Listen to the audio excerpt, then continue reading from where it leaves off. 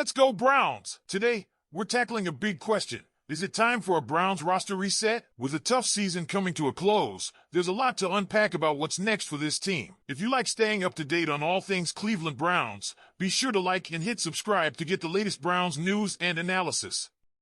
Now, let's set the stage. We're 2-7 heading into the bye week, and unfortunately, this season hasn't gone the way any of us expected.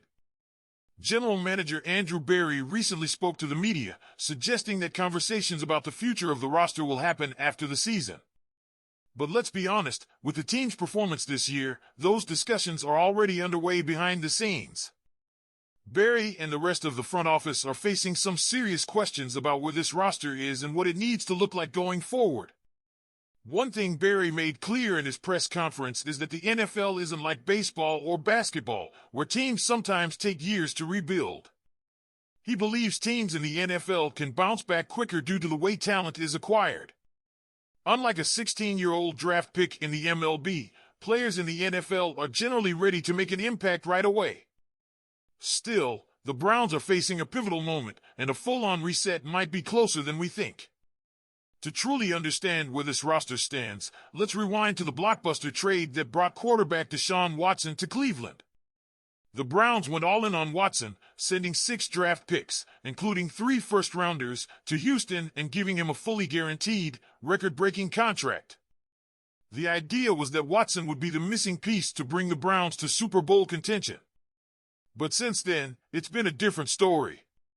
Between his suspension and injuries, Watson has played only 19 games for the Browns, and, aside from a few bright moments, his performance has been less than stellar.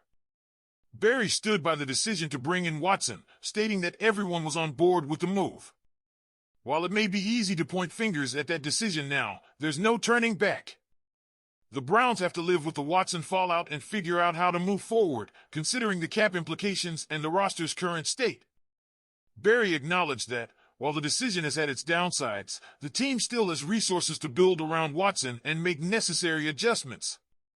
The Browns roster has some undeniable talent, so we're not starting from scratch here. Defensive star Myles Garrett is still in his prime, and players like David Njoku and Jeremiah Owusu-Koramoah are still on the younger side. Denzel Ward has also had a strong season, but concussions have raised concerns about his long-term availability. Other promising players, like cornerback Martin Emerson Jr. and safety Grant Delpit, are still developing. And now, with young talents like pass rusher Alex Wright and wide receiver Cedric Tillman getting a chance to prove themselves, it's clear the Browns have a foundation. But let's not sugarcoat it. To get back to contention, the Browns will need to focus on developing these young players and adding more cornerstone pieces to the mix. That might mean embracing a soft reset, which could involve some short-term pain but ultimately set the team up for more sustainable success in the long run. The Browns don't need to tear it down completely, but they also can't expect to wake up next season as a Super Bowl contender without making serious changes. When you look at the recent seasons, the Browns' best moments have been limited. We had that memorable wild card win against Pittsburgh, but since then, the team has struggled to build on that success. This year's struggles make it clear that the roster, as it stands, might not be able to achieve the heights we've all been hoping for. Another factor to consider is the draft capital the Browns will have next year. Cleveland is likely to have 4 picks in the top 100, which gives them a valuable opportunity to bring in fresh talent. If the team can identify a few key players in the draft, those picks could quickly make an impact. Plus, by freeing up some cap space and shedding any extra weight from the roster, the Browns could be in a position to make additional moves that will help build a stronger core for the future. One challenge that the Browns face, though, is dealing with dead cap space. Currently, they're projected to have the second highest dead cap number in the league for 2025 at almost $40 million. While that's not ideal, the team could see this as a necessary step in transitioning to a more flexible and efficient roster structure. Berry and the front office will need to be smart with how they manage the cap, but that's the price they'll have to pay to put the Browns back on a sustainable path. It's hard not to wonder what could have been had Watson been healthy and played at an elite level this season. The front office and fans alike had hoped Watson would be the franchise quarterback we've all been waiting for, and while the door isn't completely shut on that possibility, it's clear that a more balanced approach might be necessary moving forward. In the NFL, relying on one player to carry a team only gets you so far, and this season has highlighted the importance of depth and resilience across the roster.